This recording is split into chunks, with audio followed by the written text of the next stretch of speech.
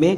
और जैसा कि बहुत सारे बच्चों का मैसेज आ रहा था कि प्लीज़ सर आप जो है बायोलॉजी को फिगर बना के पढ़ाइए। मेरे भाई तो मैं हर एक चैप्टर को फिगर बना के तो आपको नहीं पढ़ा सकता हूँ, लेकिन चैप्टर पढ़ाने के बाद इस तरह से 3D मॉडल आपके सामने प्रेजेंट करता हूँ ताकि आप जो है, अरे अरे तो घूम रहा है, अरे घूम नहीं रहा है, इसको मैं घुमा रहा हूँ, ठीक है। तो आप जो है इस 3D मॉडल के थ्रू चीज़ों को अच्छे से समझ सकते हैं, क्योंकि अगर दुनिया डिजिटल हो रही है तो बिल्कुल डिजिटल तरीके से पढ़ते हैं ना। अब इतना अच्छा फिगर मैं अपने हाथ से तो बना नहीं सकता था, तो इसलिए मैंने ये तरीका लेकर आया आपके सामने। आइए बिल्कुल इसके पास चलते हैं। देखिए जो हमारे शरीर का कंकाल तंत्र है दोस्तों, कुछ इस तरीके से दिखता है। हमारे ही नहीं, आपके शरीर का भी, मेरे शरीर का भी जो कंकाल तंत्र है कुछ इस तरीके से दिखता है। आप देख रहे हैं ये चारों ओर की उसकी स्थिति है। और जो कुछ चीज़ें दोस्तों हम लोग कवर किए थे पिछले पार्ट में, उन चीज़ों को हम लोग यहाँ पे ध्यान देंगे, ओके। और बहुत डिटेल में हम लोग पढ़ते चलेंगे। तो मैं आपको बताना चाहूँगा दोस्तों, कंकाल तंत्र के बारे में मैंने आपको बताया था कि जो कंकाल तंत्र होता है एक विशेष प्रकार के संयोजी ऊतक का बना होता है, इसीलिए इसको कंकाल ऊतक भी कहा जाता है। और दो चीज़ों के बारे में मैंने बताया था, एक अस्थि के बारे में बताया था, दूसरा उपास्थि के बारे में बताया था। अस्थि माने बोन, उपास्थि माने कार्टिलेज, ठीक है। अच्छा, जो सबसे इंपॉर्टेंट चीज़ मैंने बताया था दोस्तों यहाँ पर, वो बताया था कि जो आपका अस्थि होता है यानी जो बोन होता है उसमें कौन सा प्रोटीन पाया जाता है। तो मैंने आपको कई बार रिपीट किया था कि दोस्तों ओसिन नाम का प्रोटीन पाया जाता है, हमेशा याद रखें, मोस्ट इंपॉर्टेंट है। और ये जो है हड्डियों में कितना % इसका हिस्सा होता है, 38% हिस्सा जो है अस्थि का वो ओसिन नामक प्रोटीन का बना होता है। बाकी का 62% हिस्सा जो था वो अकार्बनिक लवणों का बना होता है, जैसे कैल्शियम फास्फेट हो गया, मैग्नीशियम फास्फेट हो गया, इसका बना होता है। और इसी वजह से जो हड्डियां थी ये क्या होती हैं, मजबूत होती हैं, ठोस होती हैं, कठोर होती हैं। इसके अलावा उपास्थि के बारे में बताया था, उपास्थि माने जो नरम हड्डियां थी। हालांकि इसके ये जो किस प्रोटीन से बना होता है तो इसको भी याद रखिए, कंड्रोम्यूको, मैंने क्या बताया था, कंड्रोम्यूको नाम का एक प्रोटीन होता है दोस्तों, उससे मिलकर बना होता है जो उपास्थियाँ होती हैं, ठीक है। और इसमें तंतुओं का जाल भी फैला होता है और वही तंतु इस उपास्थि को दृढ़ता प्रदान करते हैं, लोच प्रदान करते हैं, ठीक है, बताया था ना आपको। इसके बाद कुल मिला जुला के हम लोग बात कर रहे थे लास्ट टाइम की जो मानव कंकाल तंत्र है, जो आप देख पा रहे हैं, ये कंकाल तंत्र को अगर आपको पढ़ना है तो एक तो आपको पढ़ना पड़ेगा एक्सियल एक्सटॉन यानी अक्ष कंकाल, दूसरा है उपांग कंकाल। तो अक्ष कंकाल का के बारे में हम लोग पूरा पढ़ चुके थे। अक्ष कंकाल के बारे में अगर आपको जानना है तो सबसे पहले आपको पढ़ने पड़ेगा खोपड़ी के बारे में, यानी स्कल के बारे में, यानी खोपड़ी के बारे में पढ़ना है तो हम चलते हैं खोपड़ी के पास, ठीक है। ये आपका खोपड़ी वाला हिस्सा है इसके पास, और अभी आप देख पा रहे हो, ठीक है, दिख रहा है ना आपको। चलिए अभी और क्लियर आपको दिख रहा होगा। ये हमारे सामने जो है ये खोपड़ी है। अब इसमें लिखने की ज़रूरत तो है नहीं कि सर ये खोपड़ी है कि नहीं है। खोपड़ी को दोस्तों इंग्लिश में बोलते हैं स्कल। क्या बोलते हैं, स्कल। गुस्सा नहीं होगा ना यार, इसके खोपड़ी के ऊपर हम लिख रहे हैं स्कल, ठीक है, तो याद रखिएगा स्कल बोलते हैं खोपड़ी को। अब ये खोपड़ी जो होता है दोस्तों ये गर्दन के ठीक ऊपर स्थित होता है और खोपड़ी की संरचना जो है हमारे कंकाल तंत्र में कुछ इस तरह से दिखती है, ठीक है। अब देखो हमने आपको पढ़ाया, एक एक लाइन पढ़ के बता रहा हूँ। अगर आपने नोट्स बनाया है तो आप कृपया करके नोट्स देख लीजिए। अगर आपने नोट्स नहीं बनाया तो भी कोई बात नहीं है, मैं आपको पढ़ के सुना रहा हूं अपने नोट्स को, ठीक है। देखिए मैंने आपको बताया कि जो खोपड़ी होता है उसका ऊपरी भाग जो है वो दृढ़ता पूर्वक अस्थायी रूप से 8 हड्डियों का बना होता है। तो ये दोस्तों क्रैक आप देख रहे हो बीच में, जो क्रैक वाले निशान देख रहे हो, ये क्या है, कई हड्डियां यहाँ पे जुड़े हुए हैं, ठीक है। तो ये 8 हड्डियों को मिलाकर के बना है दोस्तों। कितने हड्डियों को, 8 हड्डियों को मिलाकर के बना है। ये जो आप यहाँ पे निशान देख रहे हैं, ये देखिए, जैसे एक पोर्शन ये हो गया, ठीक है, ये एक पोर्शन ये हो गया, अभी देखिए दिख रहा है आपको, ये हो गया। इसी तरह से आप आगे बढ़ोगे, ये पोर्शन है, ये हड्डी है, एक हड्डी यहाँ पर है, ठीक है। ये देखिए इस तरह से आप जो है कि कोई भी हड्डी देख सकते हो, ये पूरी की पूरी एक एक हड्डी दिखा रहा है। इस तरह की कुल 8 हड्डियों से मिलाकर क्या बनता है दोस्तों, हमारे खोपड़ी का निर्माण होता है, जो कि मैंने आपको पीछे बता दिया था, याद है ना आपको। अच्छा ये चीज़ें थी। इसके अलावा दोस्तों, चलो बंद हो जाओ भाई, ये देखो बिल्कुल पास से देख लो, और चलो ऐसे करके दिखा देते हैं, थोड़ा सा इसके पीछे भी लेके चलते हैं आपको। देखिए पीछे की संरचना कुछ इस तरीके से दिखती है, ठीक है। अभी हम एक एक का नाम भी आपको बता रहे हैं, कौन सी हड्डी कौन से नाम से जानी जाती है। जैसे आपको ये वाला पोर्शन देखिए, यहाँ पे आपको नाम दे रहा है, ठीक है, ओसीपिटल बोन, उसका नाम क्या है, जो हड्डी ग्रीन हुई उसका नाम क्या है, ओसीपिटल बोन। ये जो सामने दिख रहा है ये आपका फ्रंटल बोन है, यानी जो सामने का हिस्सा है आपका क्या है, फ्रंटल बोन है। इसी तरह से आप कोई भी हिस्सा जानना चाहते हो, जिस भी हड्डी का नाम जानना चाहते हो, ये टेम्पोरल बोन है, लेफ्ट साइड में होता है। ऊपर साइड बात करोगे तो ऊपर साइड आपका पैरेंटल बोन है। तो कई सारे बोन होते हैं, फिलहाल आपको बोन का नाम याद रखने की जरूरत नहीं है। और ओवरऑल इस पूरे बॉक्स को किस नाम से जानते हैं दोस्तों, तो इस पूरे बॉक्स को जानते हैं हम किस नाम से, क्रैनियम बोलते हैं, कपाल बोलते हैं। पढ़ाया था ना आपको, कपाल, कपाल यानी क्रैनियम। तो हमारा जो खोपड़ी है, हमारा जो मस्तिष्क है, वो इस खोपड़ी में कैद होता है, इस खोपड़ी के अंदर होता है, जो एकदम पूरा पैक अवस्था में दिख रहा है। आप इसके अंदर जब जाओगे तो आपको दिमाग मिलेगा, ठीक है, जो मस्तिष्क होता है उसके अंदर होता है। तो याद रखिए ये क्रैनियम इसको बोलते हैं या कपाल बोलते हैं, ठीक है, इस बॉक्स को क्या बोलते हैं, कपाल बोलते हैं। अच्छा एक चीज़, अब इसके आगे हम लोगों ने पढ़ा था कि खोपड़ी का जो शेष भाग होता है यानी ऊपरी और नीचे के जो जबड़े होते हैं दोस्तों, तो मैं ऊपरी जबड़े की बात कर रहा हूँ, यानी आपका ये वाला पोर्शन ऊपरी जबड़े, और निचले जबड़ा की बात कर रहा हूँ ये वाला पोर्शन। तो कह रहा है ऊपरी और निचला जो जबड़ा होता है, अगर मैं हाईलाइट करूँ आपको तो देखो ये वाला पोर्शन है, मैक्सिला बोलते हैं इसको, अलग अलग नाम है इसका, ठीक है। ये मैक्सिला राइट साइड का है, मैक्सिला लेफ्ट साइड का है, ठीक है। यहीं पे हमारी नाक की संरचना होती है। नीचे साइड का ये पूरा का पूरा जबड़ा है, ठीक है, मैंडिबल। तो अलग अलग नाम है, बहुत नाम के ऊपर आपको फोकस करने की कोई ज़रूरत नहीं है, आप खाली ध्यान से हमारी बातों को सुनते चलिए। तो जो हमारा जबड़ा है और जो हमारा कंटिका अस्थि है, कंटिका अस्थि मैंने बताया था हाइट बोन्स, हाइट बोन्स क्या बोला था, वाइट बोन्स। तो याद रखिए मैंने आपको बताया था कि हाइट बोन जो होता है वो सिर्फ एक होता है, और वो कहाँ पर होता है तो मैं आपको दिखाना चाहूँगा हाइट बोन्स को। ये मैंने ऊपर कर लिया थोड़ा सा, अब इसके नीचे चलते हैं, ये थोड़ा सा इसके करीब में लेके चलता हूँ आपको। अब देखो ये वाली हड्डी दिख रही है आपको, ये वाली हड्डी दिख रही है, देखो ये वाली हड्डी दिख रही है जो अभी ग्रीन हुई है, ये हाइट बोन्स है। यहाँ पे देखिए लिख भी रहा है आपको हाइट बोन्स, ठीक है। तो याद रखिए ये हाइट बोन्स है, ये सिंगल होता है, मैंने आपको बताया था। और इसके अलावा कपाल में मैंने आपको बताया था दोस्तों कि कुल 8 हड्डियों से मिलकर आपका कपाल तैयार होता है, ठीक है, बताया था ना। फेसियल यानी जो हमारा फेस होता है कुल 14 छोटी बड़ी हड्डियों को मिला करके तैयार होता है, कुल 14। अब देखिए इसके अंदर जाओगे तो ये भी हड्डी है, देखिए यहाँ भी हड्डी है, यहाँ भी हड्डी है, ठीक है। तो इस तरह से कुल 14 हड्डियाँ मिलकर क्या बनाती हैं, हमारे फेस को बनाती हैं। अब देखो ये छोटी छोटी हड्डियाँ हैं, यहाँ पर देखो ये हड्डी भी जुड़ी है, ये हड्डी भी जुड़ी है। तो इस तरह से जितनी छोटी छोटी हड्डियाँ होती हैं हमारे फेस का निर्माण करती हैं। कर्ड, जहाँ पे कान होता है दोस्तों, कान के पास 3 हड्डियाँ होती हैं, ठीक है, कान के पास भी 3 हड्डियां होती हैं। उन सारे को मिलाकर अगर हम टोटल को काउंट कर लें दोस्तों, तो टोटल हड्डियों की संख्या कितनी हो जाती है, खोपड़ी में कुल हड्डियों की संख्या हो जाती है 39। बाकी दांत के बारे में देख ही रहे हैं आप, ठीक है, ये सारे दांत हैं, और दांत के बारे में अलग से मैं वीडियो भी बना चुका हूँ, तो आप लोग जाके देख सकते हैं। ओके, तो अभी हम लोग यहाँ बात कर रहे हैं जिस पॉइंट के, उस पॉइंट के ऊपर ही रहते हैं तो भी सही है। तो याद रखिए जो कपाल है दोस्तों, यानी जो हमारा सर है, ठीक है, सर का जो कंकाल होता है उसमें कुल कितनी हड्डियां होती हैं, कुल 29 हड्डियां होती हैं, कोई दिक्कत। इसके बाद दोस्तों हम बात कर रहे थे मेरुदंड के बारे में, ठीक है, ठीक है। ये आपके सामने दिख रहा है मेरुदंड, इसको वर्टेब्रल कॉलम बोलते हैं, मेरुदंड यानी बैकबोन भी बोला जाता है, रीढ़ की हड्डी। ये पूरी की पूरी रीढ़ की हड्डी है दोस्तों।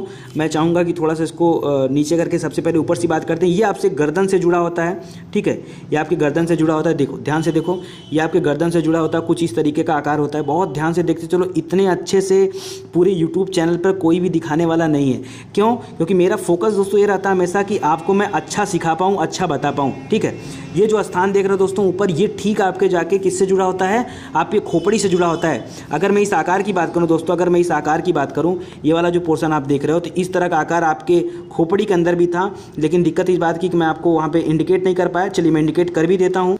ये देखिए ये आपके सामने खोपड़ी है, और अगर मैं इंडिकेट करूं दोस्तों तो और आपको करीब लेके चल रहा हूं, तो ये वाला पोर्शन आप देख पा रहे हो, ठीक है। ये एकदम वही आकार है ना, यही वो स्थान है दोस्तों जहां पे आके हमारा मेरुदंड जो है हमारे खोपड़ी से जुड़ता है, ठीक है, एकदम आके यहीं पे फिट बैठ जाता है। ये उसी के लिए स्थान बना है, और ठीक इसी तरह का एक आकार हम लोगों ने देखा कहाँ पर बना था, हमारे मेरुदंड में बना था। अब देखिए जब चीज़ों को आप इस तरह से 3D डायग्राम में देखते हो ना, तो आपको बेहतर ढंग से चीज़ें समझ में आती हैं। इनको बोलते क्या है, इनको ओसिपिटल कॉन्डाइल बोलते हैं, ओसिपिटल कॉन्डाइल, ठीक है।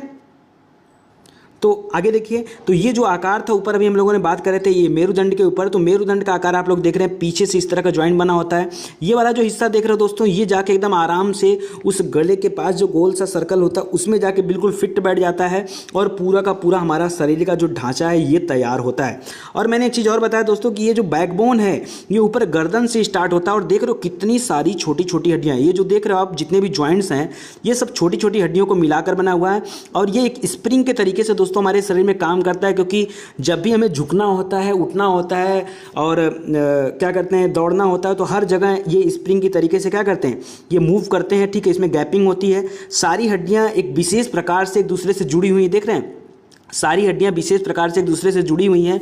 तो एक अद्भुत संरचना यहाँ पे आपको देखने को मिल रही है दोस्तों। और जो ये वाला पार्ट आप देख रहे हो दोस्तों, ये जो आप निकला हुआ हिस्सा देख रहे हो, ये आपका फेफड़े का निर्माण करेंगे, फेफड़ा नहीं, उसके पूरा का पूरा कवर का निर्माण करेंगे, आगे मैं आपको दिखाऊंगा। फिलहाल मैं आगे ले चलता हूँ आपको। तो एक चीज़ और मैंने दोस्तों बताया था कि शुरुआत में थोड़ा सा अंदर होता है, यहाँ तक तो आपका गला होता है, फिर आपका ये बाहर निकला हुआ हिस्सा होता है, ठीक है।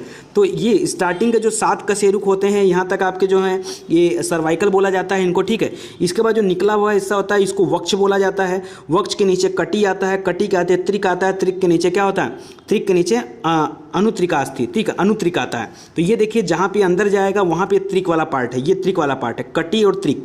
और लास्ट मैंने बताया था दोस्तों कि जहाँ त्रिकास्थि होता है, लास्ट पॉइंट देखिए कैसा होता है। तो ये देखिए कुछ इस तरह का होता है। ये देखिए सिंगल हड्डी होती है, इतनी बड़ी हड्डी है, ठीक है। देखिए ये सिंगल हड्डी होती है, इसकी बनावट देखिए बिल्कुल, ये देखिए इतने करीब से आपको रीढ़ की हड्डी शायद दोबारा देखने को नहीं मिलेगा अपने लाइफ में, ठीक है।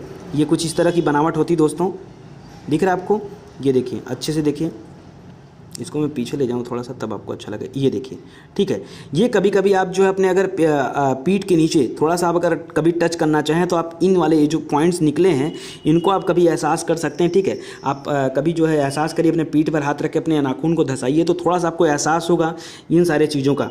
तो याद रखिए जो मेरुदंड होता है वैसे तो ये जो है 33 हड्डियों को मिला करके बनता है हमारा मेरुदंड तैयार होता है, बट फिर भी अगर मेरुदंड में याद रखिए मैंने आपको बताया था कि आपको 26 अस्थियाँ ही मानना है, क्योंकि लास्ट के जो त्रिक और अनुत्रिकास्थि थे इसमें कुल 9 हड्डियां थी। 9 में से कुल हड्डियां जब बच्चे होते हैं तो ये अलग अलग होता है, लेकिन बड़े होने के बाद हड्डियां आपस में जुड़ जाती हैं, जिसकी वजह से दोस्तों क्या होता है कि ये कुल 9 हड्डियां 7 हट जाता है, यहाँ से केवल 2 बचती हैं, ठीक है। और ये 2 का स्वरूप आप देख पा रहे हो, यही स्वरूप मैं आपको दिखाना चाहता था। देखो ये पूरा पोर्शन आपका एक हो गया और यहाँ से पूरा पोर्शन आपका एक हो गया, ज्वाइंट हो जाती हैं। शुरुआत में इसमें अलगाव रहता है तो 1 2 3 और 4, ठीक है। ये आप नीचे कसेरुक देख रहे हो और यहाँ पे 5, ठीक है। यहाँ से 1 2 3 4 और यहाँ पे 5, ठीक है। इस तरह से कुल 5 होते हैं, लेकिन ये आपस में जुड़ चुके हैं। तो इसलिए दोस्तों यहाँ पर जो वयस्क मनुष्य को होते हैं वहाँ पर आप याद रखना थोड़ा सा, वहाँ पर कुल हड्डियों की संख्या 33 के बजाय कितना हो जाता है, तो 26 याद रखिएगा, ठीक है। चलिए इसके बाद आपको लेके चलता हूँ और आगे बढ़ता हूँ, और हम बढ़ते हैं किस तरफ, अब हम बढ़ते हैं पसलियों की तरफ, रीब्स। अच्छा, रीप से पहले दोस्तों मैं आपको चाहूँगा कि एक बार अलग से मैं आपको सर्वाइकल यानी जो गर्दन वाला एरिया था उसको मैं दिखा दूँ आपको। तो ये स्पेशली देखिए जो आपके सामने इमेज दिख रहा है ये आपका सर्वाइकल का है, ठीक है। ये आपका सर्वाइकल है ऊपर का। अरे हमने यहाँ बताया था ना कि जो मेरुदंड होता है 5 हिस्सों में बटा होता है, तो जो पहला हिस्सा होता है उसका नाम है सर्वाइकल यानी गर्दन, ठीक है।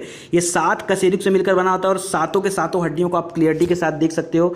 देखो यहाँ पे तो मैं चाहूँगा तो ऐसे दिखा दूँ, देखो इस तरह से एक हड्डी यहाँ पर है, दूसरी आपको यहाँ पे मिलेगी, तीसरी यहाँ पे मिलेगी, देखता जाए, चौथी यहाँ पे मिलेगी, 5वीं आपको यहाँ पे मिलेगी, 6वीं आपको यहाँ पे मिलेगी और 7वीं आपको एकदम ऊपर साइड मिलेगा। देख रहे हो कुल 7 हड्डियों का समूह है, सातों के सातों मैंने आपको दिखा दिया, ठीक है। और इस तरह का एक समूह है, ओके।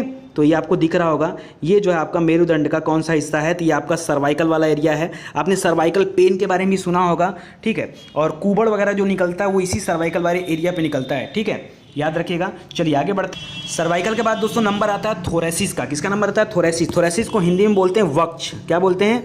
वक्ष, ठीक है। और सर्वाइकल को क्या बोलते थे? गर्दन, ठीक है। तो ये आपका ये रीढ़ की हड्डी का थोड़ा सा नीचे वाला एरिया है जो आपका थोरेसिस है। और यहीं पे जो रीढ़ की हड्डी देखिए ये अंदर साइड से दिखा रहा है और बाहर साइड से इस तरह का दिखता है। एक सेकंड रुकिए, ये आपका इसी तरह से होता है, मतलब हमारे पीठ का जो बाहरी हिस्सा होता है ये वाला होता है, ठीक है। और इस वाले हिस्से पे क्या होता है, ये जो आप देख रहे हो ना पॉइंट्स, यहीं से आपकी रीप्स निकलती हैं। जो पसलियाँ हैं ये घूम करके एक पिजड़ा बनाती हैं, जो अभी मैं आगे आपको दिखाने वाला हूँ, ठीक है। तो वक्ष में याद रखें, यहाँ पर मैंने आपको पढ़ाया था दोस्तों कुल 12 कशेरुक होते हैं। कितने होते हैं? 12। तो आपको इमेज दिख रहा होगा और मैं चाहूँगा कि मैं आपको यहीं से एकदम इंडिकेट करा दूँ कि वो 12 कशेरुक कौन कौन से हैं।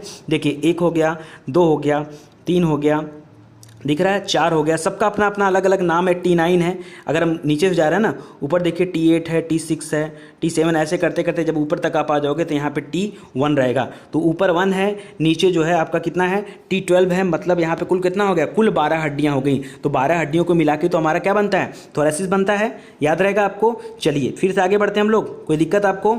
चलिए आगे। थोरेसिस के बाद दोस्तों आपका लंबर का नंबर आता है, लंबर, ठीक है। लंबर को कटी बोलते हैं दोस्तों। लंबर को क्या बोलते हैं? कटी बोला जाता है ना, हिंदी में कटी बोलते हैं और इंग्लिश में मैंने आपको लिखाया था लंबर, ठीक है। Lumbar, LUMBER। और मैंने यहाँ बताया था कि लंबर में कुल 5 होते हैं। लंबर में कितने कशेरुक होते हैं? 5। तो आपको साफ तौर पर यहाँ पे 5 दिख रहे होंगे, आप देख सकते हो। यही वो स्थान होता है दोस्तों, लंबर ही वो जगह होता है जो आपका कमर के पास मुड़ान के लिए जिम्मेदार होता है। बस यहीं से आपकी कमर की मुड़ान होती है। और कई बार लोगों को यही वो स्थान है जहाँ पर TB वगैरह की संभावना ज़्यादा होती है। रोग वगैरह जितने भी थे, कैंसर वगैरह सब यहीं होते हैं, यहीं हड्डियों का सड़ना उड़ना सब चालू होता है, ठीक है। और ये कुछ इस तरह का आकार होता है आपका। ये आपका किसका काम हो गया? आपका लंबर, ठीक है। आगे बढ़ें, चलिए आगे देख।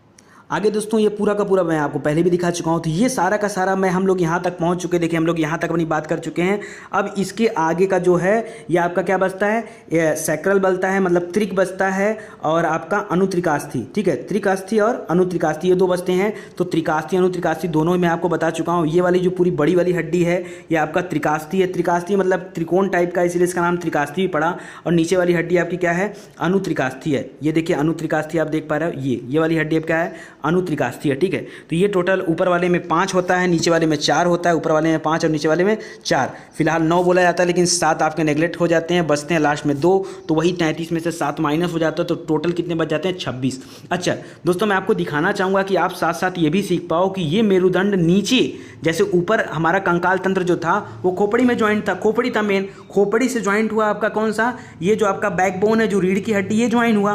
फिर ये रीढ़ की हड्डी अगर यहाँ पे दोस्तों समाप्त हो रही है, या यहाँ पर देखिए ये जो भाग बना हुआ है, या आखिर क्या बना हुआ है, देखिए जहाँ जहाँ भी ये निशान बनता है ना, जहाँ जहाँ भी हड्डी पे ये वाइट का निशान बन रहा है दोस्तों, जैसे यहाँ है, यहाँ है, तो याद रखिए इन सारे से कुछ ना कुछ चीज़ों का जुड़ाव होता है, इसलिए इसका आकार इस तरह से दिया हुआ है, ठीक है। तो इस यहाँ से एक जॉइंट होता है, जो आप बैठे हो ना, जैसे मान लो आप कुर्सी पर बैठते हो या कहीं भी टेबल वगैरह पर कहीं भी बैठो, तो बैठने के दौरान जो आपका हिप है, ठीक है, जो आपका हिप है वो जहाँ पे आप रखते हो, जहाँ पे आप रखते हो, जैसे मान लो आप टेबल पे बैठे हो, या फिर आप किसी मेज़ पर बैठे हो, या फिर आप जो है किसी चेयर पर बैठे हो, या आप ज़मीन पे ही बैठे हो, तो ये जो आकार हमारा बन रहा है, एक्चुअली में यह आकार भी एक हड्डी के द्वारा बनाया जा रहा है। तो मैं दिखाना चाहूँगा कि आपका हिप का आकार कैसा है, ठीक है। ये देखिए दोस्तों, ये जो आपके सामने फिगर दिख रहा है, ये आपके हिप का फिगर है। और पहले चारों तरफ से एक बार आप लोग देख लीजिए, कुछ इस तरह का आकार होता है। याद आया ये पॉइंट्स कौन सा है, ये वही पॉइंट्स है दोस्तों जहाँ पे मैंने अभी दिखाया था पिछले वाले वीडियो में कि जॉइंट पॉइंट है, और यहीं से आके ये वाले भाग जो है जॉइंट हो जाते हैं। तो अगर मैं इस भाग को बोलूँ तो इसको इलम बोलते हैं, लेफ्ट इलम है तो ये वाला राइट इलम हो जाएगा, ठीक है, इलम, ठीक है।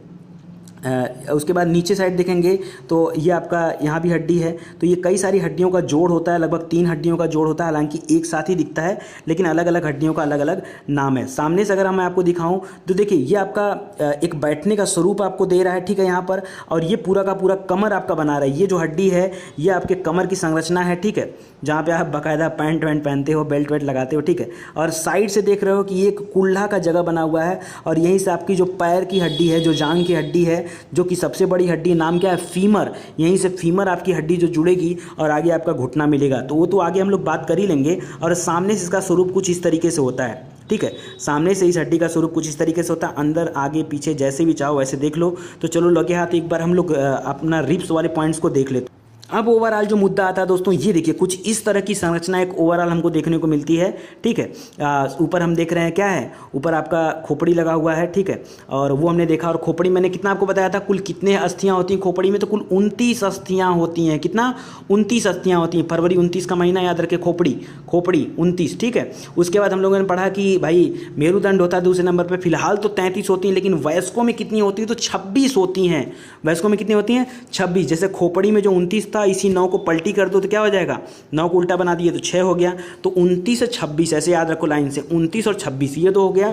इसके बाद हम लोग पहुंचते हैं रिब्स में, ठीक है, रिब्स में पहुंचते हैं। तो रिब्स में फिर से क्या करना, 24। रिब्स में कितना होता है, 24। पसलियां कितनी होती, 24। तो ये पसली देखिए जो मैं आपको बताया था कि जहां जहां से पॉइंट्स बने वहां से जुड़ाव होता है, ठीक है। और इसी के अंदर दोस्तों हमारा फेफड़ा और हमारा हृदय और हमारे शरीर के जो अंदर की पूरी संरचनाएं होती हैं ये स्थित होती हैं। तो एक पिजड़े का आकार आपको बना रहा है, ठीक है। और यही जो केज का आकार बन रहा है यही आपका क्या है, पसलियां हैं। ये जो आप पतले पतले हड्डियां देख रहे हो, ये जो पतली पतली आप हड्डियां देख रहे हो यही क्या है, यही आपका रीप्स है, जो एक जुड़ाव करके एक पिजड़े को तैयार कर रही है, ठीक है। और देख रहे हो कि फिलहाल तुम इसको ना तो गोल कर सकते हैं क्योंकि सामने से खाली होता है, और अगर आप अपने पेट पे हाथ रखो तो इसका पूरा आकार आप एकदम फील कर सकते हो। ये वाला पोर्शन दोस्तों सर्वाइकल बोलते हैं, गर्दन बोलते हैं, ठीक है, सर्वाइकल गर्दन, इतने में आपका गर्दन वाला पोर्शन होता है। और इसके बाद जो आपका शुरू होता है यहाँ से कंधा स्टार्ट होता है, ठीक है। तो ये शुरुआत है, ऊपर की हड्डियां हैं। फिर जैसे जैसे नीचे होगे देखो, अच्छा इस हड्डी को भी बहुत ध्यान से देखना, इस वाली हड्डी को, ठीक है, यहाँ पर एक आगे एक नुकीला सा देखो, ये अलग है, ठीक है। और ये वाली हड्डी, तो ये भी ये हमारे शेप को थामे रखती हैं, ये हमारे सेप को जो है थामे रखती है। इसके एक तरफ हृदय स्थित होता है और बीचों बीच एकदम फेफड़ा स्थित होता है, और भी शरीर की जो किडनी वगैरह हैं सब इसी के अंदर रहती हैं।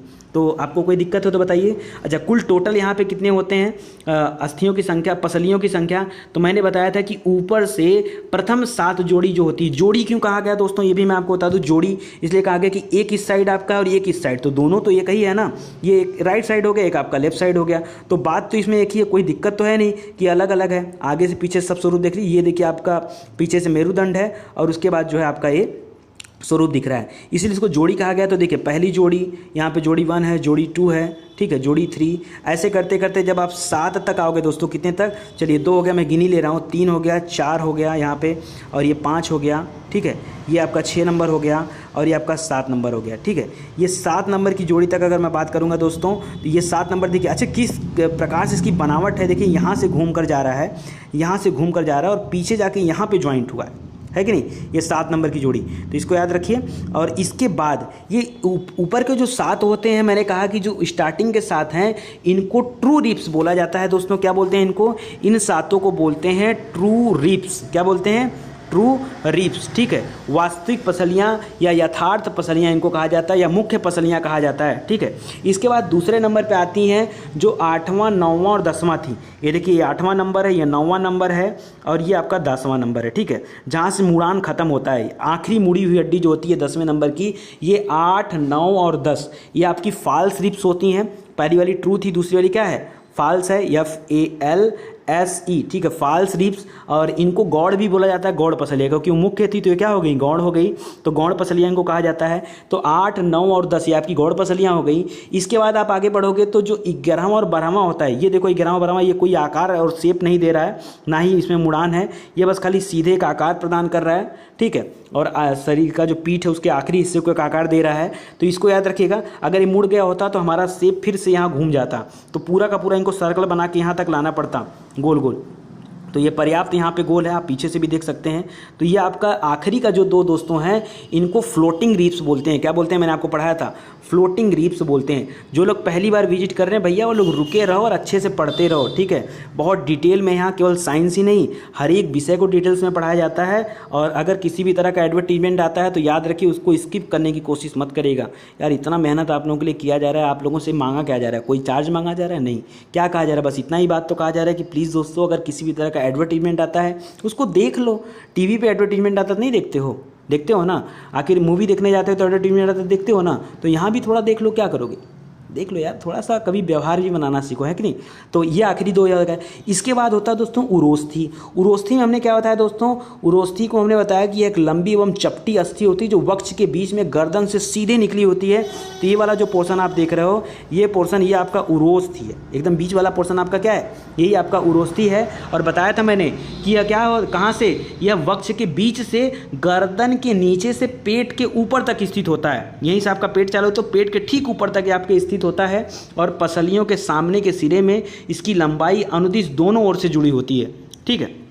तो याद रखिएगा, ये यहाँ तक समझिएगा क्वेश्चंस को।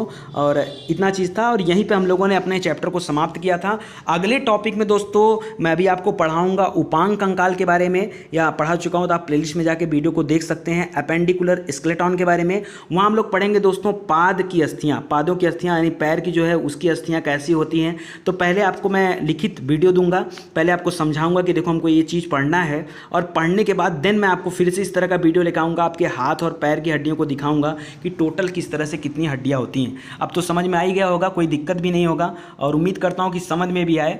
और अगर वीडियो अच्छा लगे दोस्तों तो प्लीज़ वीडियो शेयर जरूर करें दोस्तों वीडियो को, क्योंकि बहुत मेहनत किया जा रहा है आपके लिए, थोड़ा सा आपका सहयोग चाहता हूँ। और अगर आपका कोई सोशल मीडिया का ग्रुप है तो वहाँ शेयर करिए, अपना पढ़ाई करिए, ईमानदारी से पढ़ाई करिए, नौकरी तो यार मिल के रहेगी। अगर आप ज्ञान प्राप्त करोगे ना, कौन रोक सकता है आपको। तो पूरा मेहनत के साथ हम लोग भी जुड़े हैं, आप भी जुड़े रहिए, अच्छे से पढ़ाई करते रहिए, इसके अलावा और क्या है, बाकी सब सही है। तो बहुत बहुत धन्यवाद आपका। हाँ, बस एक चीज़ करिएगा दोस्तों कि एडवर्टीजमेंट को पूरा देखा करिए। थोड़ा सा डॉलर का रेट बहुत डाउन हो गया है, समझ में नहीं आया। आप ही देखो, अगर आप पढ़ोगे ना तो इस तरह की हाईटेक चीज़ें आपके सामने लेके आऊँगा, है कि नहीं। तो उसमें फ़ायदा किसका है यार? आप ही लोग का तो फ़ायदा है कि नहीं आप लोग का, है कि नहीं। तो अगर मैं भी आपको समय दे रहा हूँ और थोड़ा बहुत पारिश्रमिक अगर हमको भी मिल जाएगा तो कोई दिक्कत है क्या इसमें। कई लोग कहते हैं भाई यार तुमको पैसा मिल रहा है तब तुम कर रहे हो। अरे सही है यार, मिल रहा है तो अच्छा भी तो काम कर रहे हैं, बुरा क्या कर रहे हैं। अरे करके खा रहे हैं भाई, किसी का चोरी करके तो नहीं खा रहे हैं, ईमानदारी का पैसा खा रहे हैं, ईमानदारी से कर रहे हैं, प्यार से। खून तो नहीं बहा रहा हूँ लेकिन बहुत पसीना बहा रहा हूँ। वीडियो देख सकते हो, कल की इकोनॉमिक्स वीडियो मेरी हालत ख़राब हो गई थी बनाने में। तो थोड़ा सा सहयोग दीजिएगा आप लोग, और इसी तरह से मैं आपको हर एक चीज़ बताते रहूँगा, सिखाते रहूँगा। चलिए बहुत बहुत धन्यवाद आपका। Thank you so much.